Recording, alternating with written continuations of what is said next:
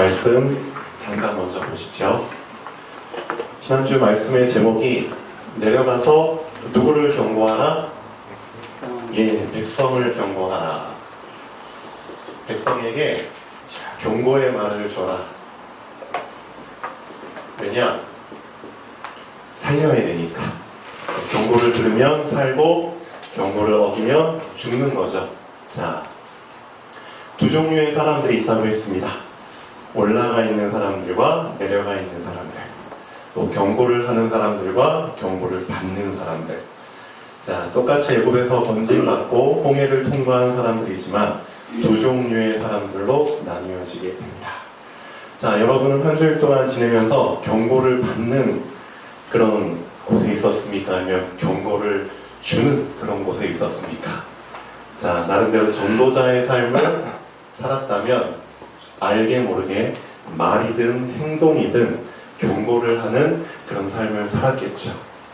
한마디로 자, 어둠에 빛을 비추는 삶이죠. 그렇죠? 그런 삶을 하나님은 우리에게 허락하셨습니다. 자, 말씀의 흐름을 타는 사람들은 말씀과 더욱 가까워지게 될 수밖에 없겠죠. 근데 하나님을 산꼭대기에서 만날 수도 있고요. 말씀의 흐름을 타지 못하는 사람들은 말씀과 당연히 멀어지게 되죠. 그래서 저기 아래, 산 아래에서 그 하나님을 제대로 알지도 못하고 보지도 못하고 그냥 연기와 불 가운데서 두려움의 하나님을 만나게 되겠죠. 자, 여러분은 이 한 주일 동안 지내면서 얼마나 말씀의 흐름을 타셨나요? 자, 하나님께서는 어떤 사람을 기뻐하실까요? 두 가지를 결단하는 사람을 기뻐하십니다. 오늘 결론 말씀을 먼저 말씀드리는데요. 하나님이 자, 시내산에서 시작을 하셨어요. 시내산에서 하나님께서 시작을 하셨어요.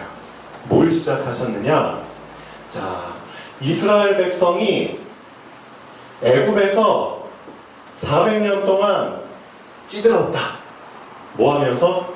노예 생활하면서 완전히 찌들어버렸다. 그래서 완전히 근성 자체가 노예 근성으로 완전히 찌들어버렸다. 거지 근성으로 찌들어버렸다. 그렇죠? 내 것을 소유할 수 없으니까 모든 것을 그냥 다 대충 그렇죠? 하는 그런 근성, 흑암 근성에 완전히 찌들어버렸다. 근데 하나님의 전적인 은혜로 말미암아 건짐받았다. 맞죠? 근데 이 백성을 자, 아무것도 혼자서는 할 수 없는 무슨 상태였냐? 미자립 상태였다는 거죠. 쉽게 말하면 태어난 지 얼마 안 되는 응애응애하는 갓난아이 상태라는 거죠. 그럼 이 아이들한테는 그냥 전적으로 엄마가, 부모가 다 먹여주고 입혀주고 재워주고 싸면은 닦아주고 해야 돼요. 아프면 알아서 병 나을 때까지 돌봐야 되고 전적으로 부모가 다 해줘야 돼요. 하나님도 마찬가지로 미자립 상태의 이스라엘 백성을, 그렇죠? 어쨌든 건져내셨으니까 책임져야 되잖아요. 그래서 물이 없어, 물 주시고, 먹을 게 없어, 만나 주시고, 고기가 없어, 메추라기 주시고, 더워, 구름 기둥으로 막아주시고, 추워, 불 기둥으로 데펴주시고. 참 하나님 하나님이 그런 분이십니다. 근데 있잖아요, 평생 그렇게 살면 안 되잖아요. 하나님께서는 이 미자립 상태의 이스라엘 백성을 어떤 상태로 만드시길 원하십니까? 자립 상태. 너 언제까지 어린아이 상태로 있으면 안 돼. 갓난아이 상태로 살다가 갓난아이 상태로 죽으면 그건 아니야. 그래서 하나님께서 이스라엘 백성에게 시작하십니다. 어떤 시작? 이제는 미자립에서 자립 상태로 갈 수 있는 제2의 시작, 제2의 전환점을 어디서 만드시느냐? 시내산에서. 자립 상태가 되려면 두 가지를 붙잡아야 돼요. 이걸 꼭 우리 여러분들 붙잡으셔야 됩니다. 뭘 붙잡아야지 내가 자립 상태가 될 수 있나? 첫 번째, 말씀. 신의 산에서 하나님이 율법을 주십니다. 율법. 우리가 알고 있는 십계명과 또 그 이외에 지켜야 될 계명들, 율법들을 많이 주세요. 그리고 모세는 그 율법들을 다 받아가지고 다 적습니다. 출애굽기 우리가 지금 20장 시작했잖아요. 40장이 끝인가요? 출애굽기 이제 후반부는 다 뭐에 대한 말씀이냐? 율법에 대한 말씀이에요. 20장부터 이제 시작해요. 두 번째, 또 뭘 붙잡아야 되느냐? 자, 성막. 성막에 대한 말씀을 많이 하세요. 지금 말로 하면 교회, 예배. 그래서 너희가 미자립 상태지만 자립 상태로 되려면 두 가지를 붙잡아야 돼. 하나님께서는 이 두 가지를 알려주십니다. 율법, 말씀 중심의 삶을 살아라. 두 번째, 성막 중심의 삶을 살아라. 그렇죠? 즉 예배 중심, 교회 중심의 삶을 살아라. 좀 바꿔서 표현해 볼게요. 우리 사람에게만 영과 혼과 육신이 있습니다. 맞죠? 우리의 영과 혼이 살 수 있는 방법, 보이지 않는 무형의 교회를 붙잡아라. 그렇죠? 이게 말씀이에요. 말씀이 있는 곳에 하나님이 계시죠. 그렇죠? 무형의 교회. 그리고 우리 육신은 유형의 교회. 교회다. 그렇죠? 뭐 이런 경험 해보셨나요? 교회를 한번 빼먹게 됐어요. 근데 그날따라 뭔가 좀 찜찜해. 그런 생각 안 드세요? 그런 경험 해보셨죠? 교회를 빠뜨렸어. 주일 예배를 빠뜨렸어. 그러면 그날이 찜찜하고 한 주가 찜찜해. 그게 어쩔 수 없어요. 성경의 원리거든요. 성경에 나타나. 우리의 육신을 붙잡아 줄 수 있는, 우리의 육신이 넘어지지 않도록 붙잡아 줄 수 있는 것, 유형의 교회. 우리의 영혼이 무너지지 않도록 붙잡아 줄 수 있는 것, 무형의 교회. 하나님께서는 우리의 영과 혼과 육, 그렇죠? 보이지 않는 영혼과 보이는 육신이 둘 다 넘어지지 않도록 확실한 두 가지 방법을 주셨어요.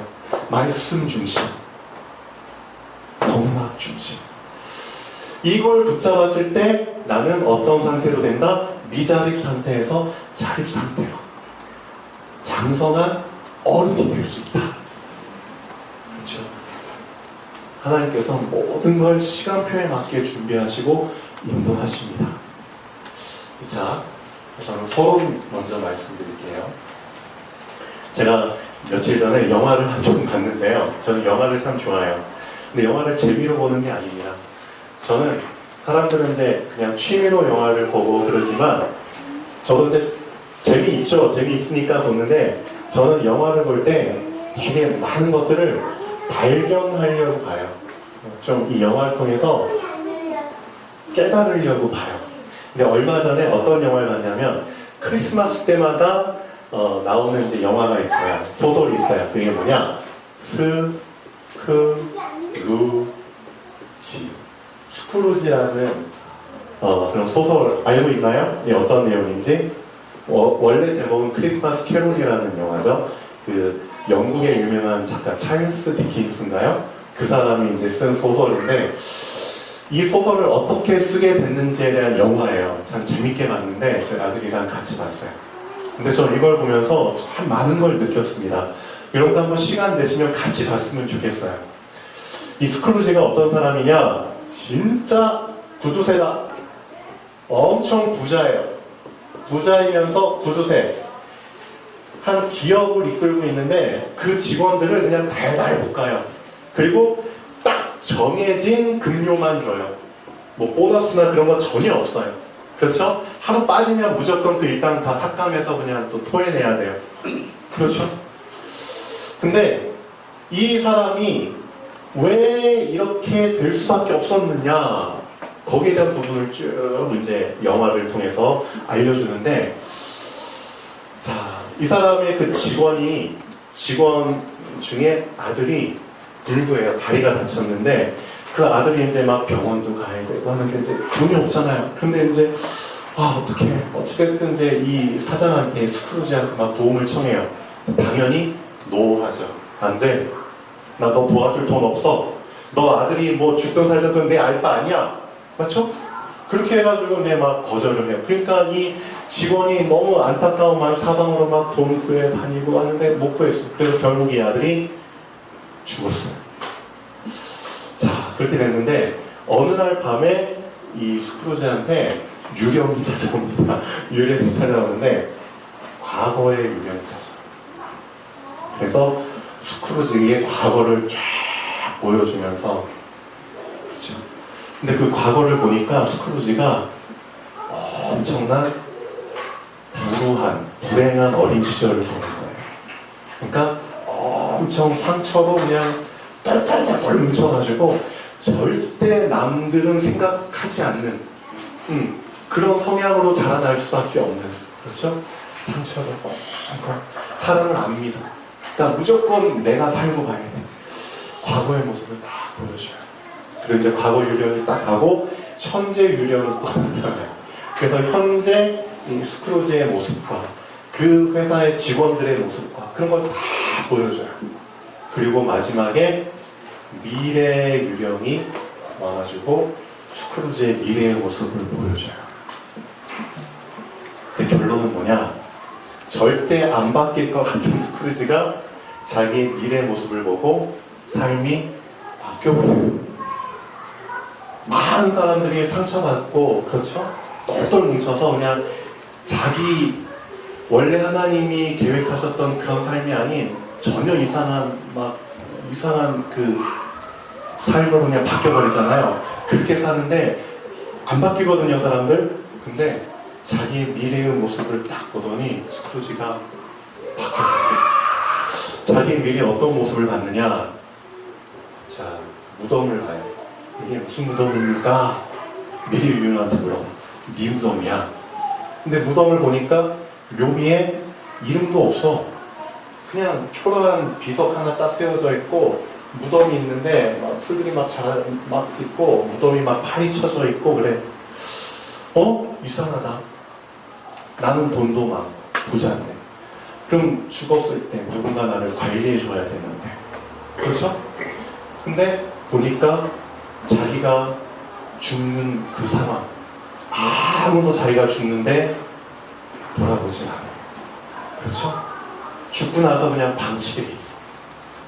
근데 어찌됐든 시신 방치하면 안 되니까 시신 처리하는 그 공무원들이 아무데나 그냥 그렇죠? 해가지고 이제 파서 묻어. 그리고 비석 하나 세워줘야 되니까 이름도 적지 않고. 이게 나의 미래의 모습이야. 자, 이걸 보고 이제 깨닫는 거죠. 내가 이런 죽음을 맞이하면 안 되겠구나. 그때 깨닫는 거예요. 자, 여러분은 어떠십니까? 여러분은 이 책만 보고도 사실 많은 깨달음이 와요. 근데 있잖아요. 성경은 지금 우리가 보고 있는 성경은 나의 과거와 나의 현재와 나의 미래를 정확하게 보여주고 있어요. 네. 그래서 여러분이 이 말씀을 진짜 제대로 붙잡으면 나의 상처 치유하는 거 불가능할까요? 아닙니다. 가능합니다. 그렇죠? 나의 삶, 내가 지금까지 살아왔던 삶 절대 못 바꿀까요? 아닙니다. 바뀝니다. 내가 만약에 나의 상처가 치유되지 않고 나의 현재의 삶이 바뀌지 않으면 나의 미래는 어떻게 된다? 스크루지처럼 당연히 이렇게 되겠죠. 요즘 참 안타까운 뉴스들이 많아요. 저 쪽방촌, 서울이나 전국 지역의 쪽방촌들 있잖아요. 독거노인들, 그렇죠? 가족들도 안 찾아와. 자식들도 이제 나 몰라라 해.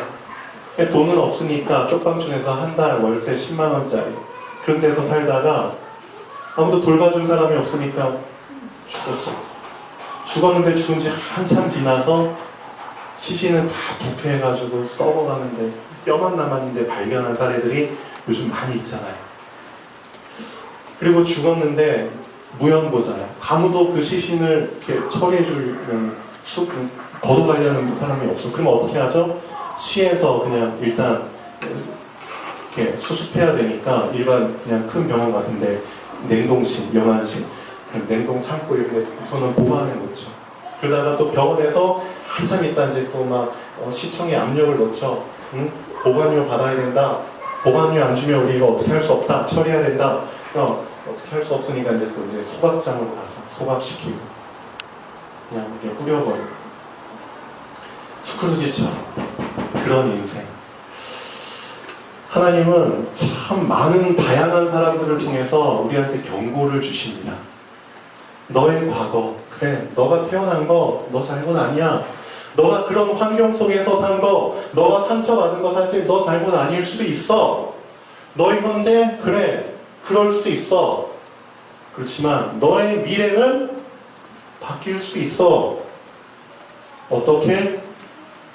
나는 네 하나님 여호와야. 너가 나를 하나님으로 붙잡는다면, 너의 주인으로 하나님을 붙잡는다면 너의 미래는 바뀔 수 있어. 그렇죠? 너의 삶이 바뀌면은, 그렇죠? 너가 치유되면은, 너의 삶의 상태가 바뀌면은, 그렇죠? 너가 살아나고 많은 사람들을 살릴 수 있어. 그러면 죽고 나서 뭐 문상 없는 사람들이 많고 적고가 중요한 건 아니지만, 그래도 이 사람은 살아있을 때 많은 사람들한테 도움을 줬어. 그렇죠? 그럼 참 아주 은혜의 가운데서 많은 사람들의 문상을 받으면서 기쁘게 잠들 수 있겠죠. 여러분의 지금 모습은 어떻습니까? 저를 포함해서 나의 과거의 상처가 아직도 나에게 응어려져 있나요? 남아있나요?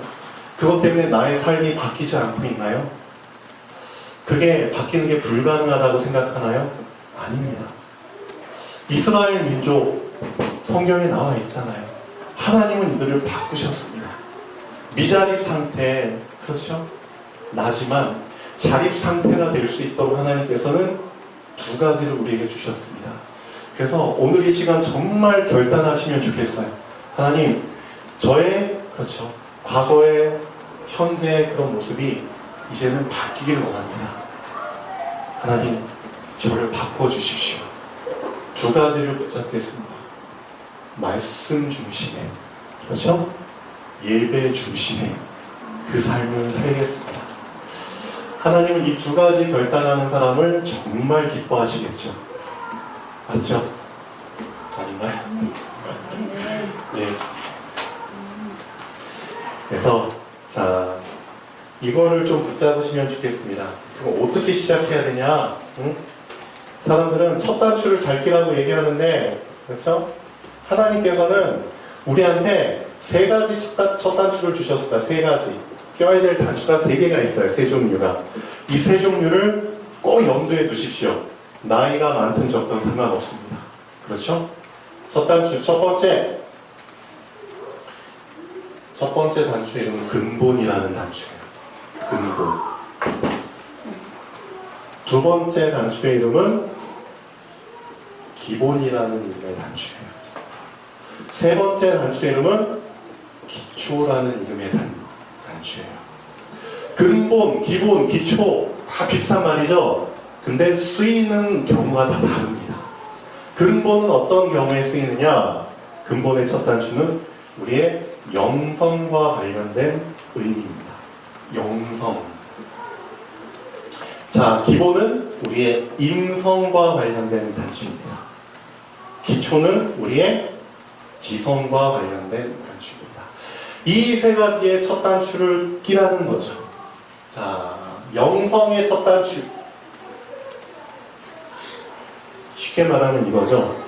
나의 근본은 누구다? 나의 근본은?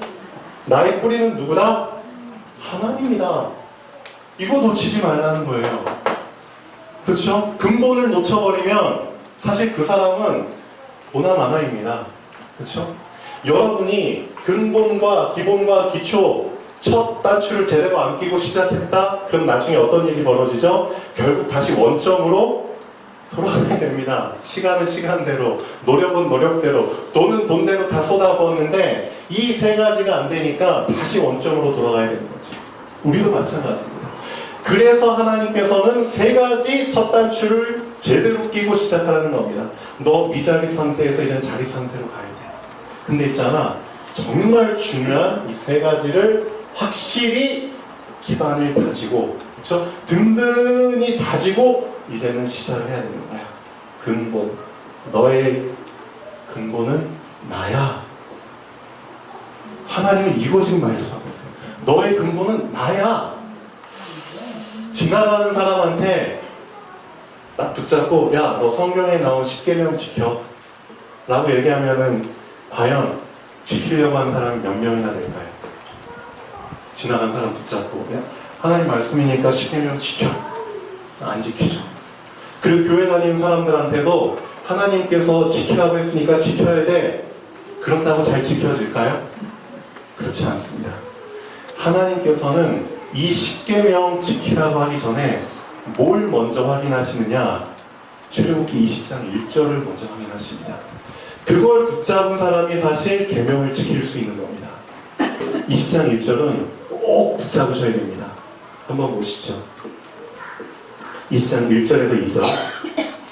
하나님이 이 모든 말씀으로 말씀하여 이르시되 나는 너를 애굽 땅 종 되었던 집에서 인도하여 낸 내 하나님 여호와니라. 이걸 붙잡은 사람이 사실 지킬 수 있는 겁니다. 나는 너를 어디에서? 애굽 땅에서. 애굽 땅에서. 너의 원래 신분은 뭐였다? 종 되었던. 그게 너의 과거의 모습이고 그게 너의 원래 모습이야. 너 사단의 자녀였어. 사단의 종이었어. 근데 있잖아, 거기서 너를 건져준 거야.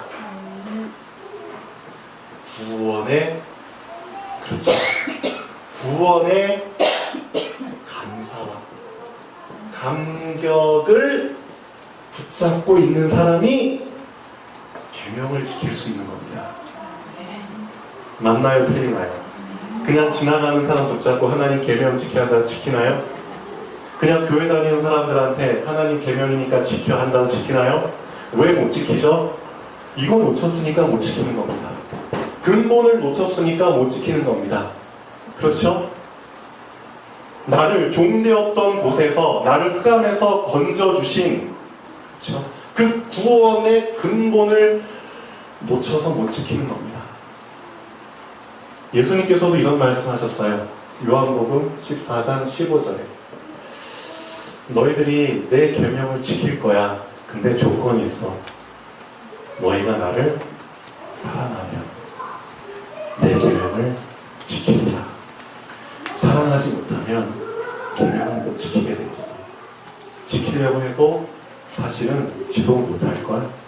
근데 있잖아, 사랑하면 얘기 안 해도 지키지 않아도 네가 알아서 붙잡고 알아서 지켜. 사랑하면 내가 받은 구원의, 그렇죠, 감사와 감격, 그걸 붙잡은 사람은 주님을 사랑할 수밖에 없습니다. 그래서 하나님께서는 10계명 얘기하기 전에 출애굽기 20장 2절을 먼저 말씀하십니다.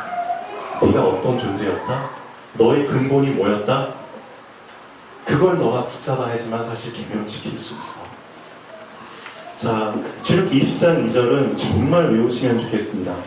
다 같이 읽어보겠습니다. 나는 너를 애굽 땅 종 되었던 집에서 인도하여 낸 내 하나님 여호와니라. 아멘. 오늘 말씀의 제목이 정말 평생 각인되는 한 주간이 되면 좋겠습니다. 나는 내 하나님 여호와니라. 제목을 사실 20장 2절로 다 쓰려고 했는데 너무 길어서 나는 내 하나님 여호와니라. 그래서 근본을 붙잡아라. 이게 너의 시작이 돼야 돼. 첫 단추. 그 다음에 기본을 붙잡아라. 기본은 인성과 관련된 부분이죠. 자, 금요일 예배였나요? 수요일 예배였나요? 금요일 예배였죠. 제가 이제 피아노를 치고 왠지 우리 권사님들하고 집사님들 앉아 계셨죠. 근데 피아노를 쳐야 돼.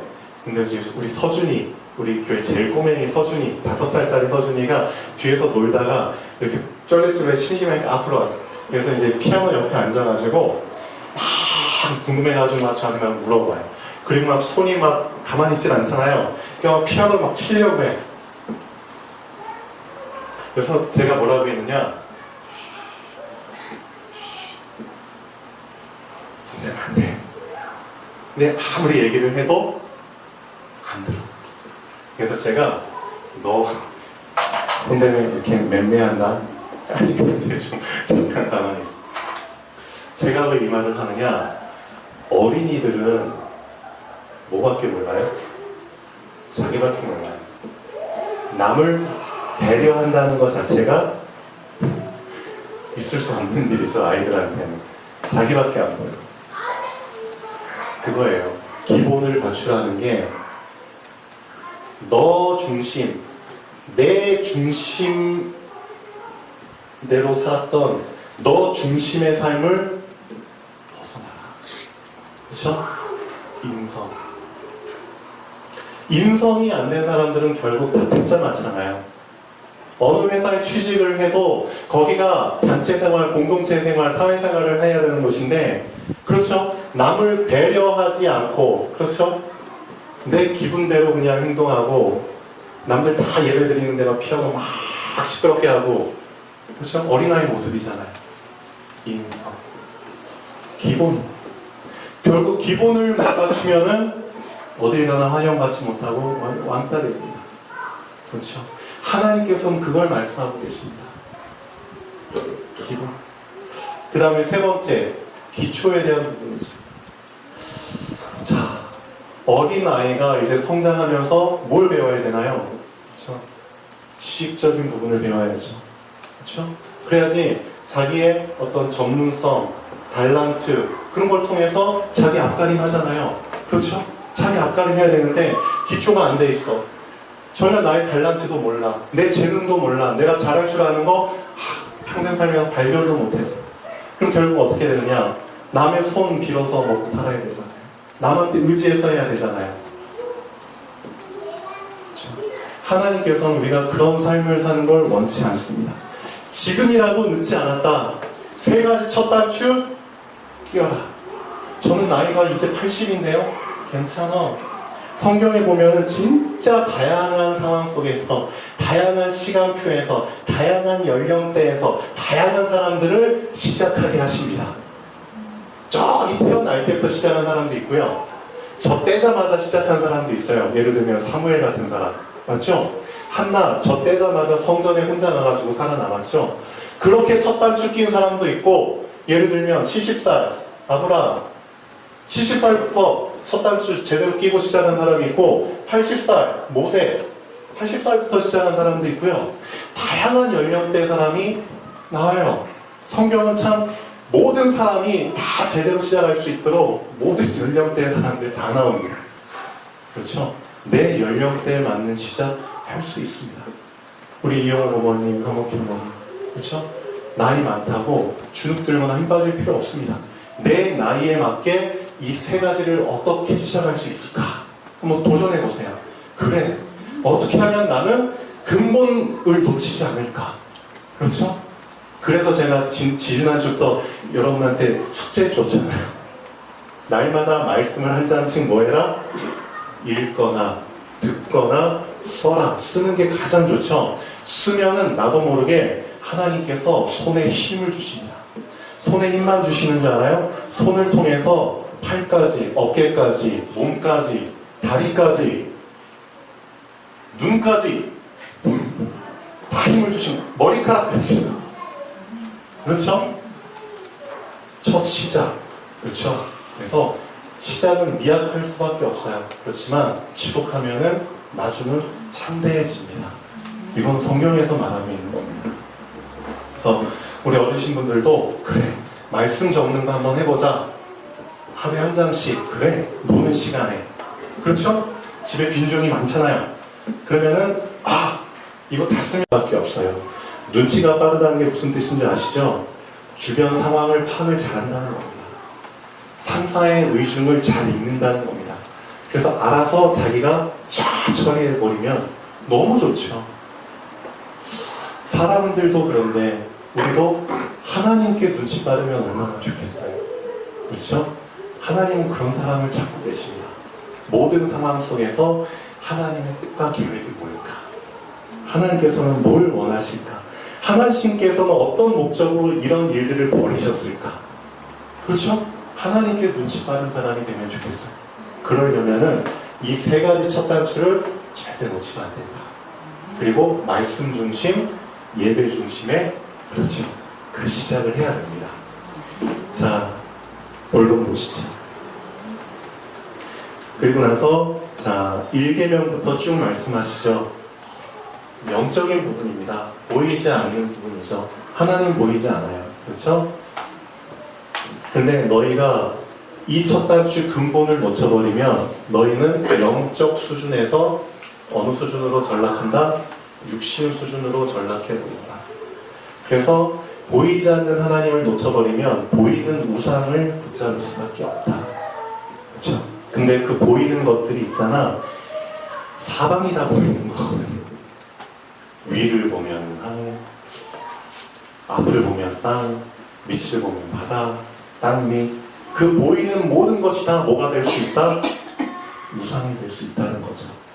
그래서 영적인 그 수준을 놓쳐버리면, 영이신 하나님을 놓쳐버리면 결국 너한테 보이는 모든 것들이 우상이 될 수밖에 없다. 그거 말씀하고 계신 겁니다. 네 앞에 하나님을 놓쳐버리잖아. 그 하나님 말고 보이는 뭔가를 너 앞에 놓게 되잖아. 그러면 그때부터 너는 육신 수준으로 전락해. 그래서 하늘에 있는 거, 땅에 있는 거, 땅 아래에 있는 거 다 너한테 우상이 될 수밖에 없어. 어떻게 된 줄 알아? 하나님, 그렇죠? 이제는 네가 높아지니까 하나님의 이름을 막 함부로 부르게 되겠지. 주종관계 깨져버리겠지. 안식일 하나님의 날이니까 지키라고 했잖아요. 주종관계 그거 놓치지 말라고. 근데 안식일도 놓쳐버리겠지. 그런 부분들을 말씀하고 계십니다. 예. 그래서 1계명부터 4계명까지는 하나님에 대한 우리가 지켜야 될 거잖아요. 보이지 않는 무형의. 5계명부터 10계명은 보이는 유형의. 만약에 우리가 하나님이 말씀하신 이 두 가지, 말씀 중심, 신의 산에서 준 두 가지, 두 번째 예배 중심, 이거를 확실하게 붙잡고 있는다면 10계명은 지키게 되겠죠. 네, 지키게 되겠죠. 자, 근데 이건 알고 계셔야 됩니다. 여기 살고 있는 사람들 중에 모든 계명을 다 지킬 수 있는 사람은 아무도 없죠. 아무도 없습니다. 우리의 영혼은 구원받은 은혜와 감사를 놓치지 않는다면 절대 하나님을 놓치진 않겠죠. 근데 문제는 우리의 육신입니다. 네. 육신이라는 의미 자체가 연약하다는 의미거든요. 그러니까 넘어질 수밖에 없다는 의미입니다. 예. 그래서 예수님께서 말씀하시죠. 너희들이 넘어질 수밖에 없으니까 괜찮아. 요한복음에 보면 세족식이라는 상황을 예수님이 말씀하시잖아요. 발을 씻어주세요. 근데 베드로가 아이고 내 발뿐만 아니라 온몸도 씻어주세요.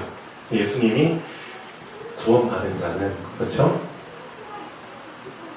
온몸이 깨끗하니까 발만 씻으면 돼. 그렇죠? 온몸이 깨끗하다는 건 뭐죠? 보이지 않는 그렇죠. 영적인 부분이 이미 너는 변화됐어. 근데 보이는 부분은 네가 날마다 세상과 접하면서 살아야 되잖아. 발은 날마다 세상과 닿게 하면서 살잖아. 그러니까 날마다 발을 씻어야 돼. 그렇죠? 5계명부터 10계명까지 또 육신과 관련된 계명들은 우리가 그렇죠? 다 날마다 지키는 거는 사실 불가능하죠. 어길 수도 있어요. 그렇지만 괜찮아요. 왜냐? 씻으면 되니까. 그렇죠? 어떻게? 1번과 2번 말씀 중심의 예배 중심의 삶을 또 회복하면 돼요. 그럼 또 씻게 되는 거예요. 그게 중요한 겁니다. 자, 자, 결론 보시죠. 하나님은 시내산에서 중요한 전환점을 시작하십니다. 우리한테 지금 시작하고 계십니다. 미자립 상태의 갓난 아이와 같은 이스라엘 민족이 자립 상태의 어른으로 성장할 수 있도록 두 가지를 알려주십니다. 율법, 성막, 말씀, 교회입니다. 그래서 말씀 중심의 삶은 나의 영혼을 무너지지 않게 해줍니다. 맞죠? 내가 정말 말씀 중심의 삶을 살면은 나의 영혼은 안 흔들려요. 안 무너져요. 교회 중심의 삶은 나의 육신을 무너지지 않게 해주죠. 그렇죠? 나의 일주일 중에 스케줄 중에서 내가 정말 교회에 가서 또는 우리 교회뿐만 아니라 다른 교회 가도 괜찮아요. 다른 예배 장소라도 괜찮아요. 나의 일주일 중에 스케줄 중에서 한번 점검해 보세요. 내가 이런 예배 장소, 예배 드리는, 그렇죠? 혼자 드리는 거 말고 좀 이렇게 함께 드리는 그 예배 시간이 몇 번 정도 되는지 한번 잘 체크해 보세요. 지금 한 번인가요? 그 사람은 좀 고민해 보셔야 됩니다. 두 번인가요? 저는 생각을 해보니까 한 6번에서 7번 되는 것 같아요. 일주일 중에 제가 참석하고 있는 공예배가. 예. 이런 예배 시간이 날마다 일주일 중에 틈틈이 딱 박혀 있으니까 솔직히 말하면은 예배 중심의 삶이 되어지는 것 같아요. 나의 삶이, 나의 육신이 무너지고 싶어도 못 무너져요. 맞죠? 그게 중요하다는 겁니다. 나의 하루나 일주일 중에 완전히 고정돼가지고 예배 드릴 수 있는 시간이 딱 박혀버리면은 내가 멀리 타락하고 싶어도 못해요. 맞죠? 예배 중심의 삶은 나의 육신을 무너지지 않게 해줍니다. 아주 중요합니다. 근본을 놓친 사람은 말씀을 지킬 수 없습니다. 아까 말씀드렸죠? 20장 2절. 말씀을 지켜야 할 이유를 붙잡을 수 없기 때문입니다. 그래서 하나님은 십계명을 주시기 전에 우리의 근본을 먼저 말씀하십니다. 자, 결론 말씀드렸고요. 그래서 오늘 결단을 나름대로 하시는 시작이 되면 좋겠습니다. 하나님이 기뻐하시는 그 두 가지 결단. 첫째, 말씀을 놓치지 말아야겠다. 둘째, 예배를 놓치지 말아야겠다. 자, 기도하겠습니다. 살아계신 하나님 아버지,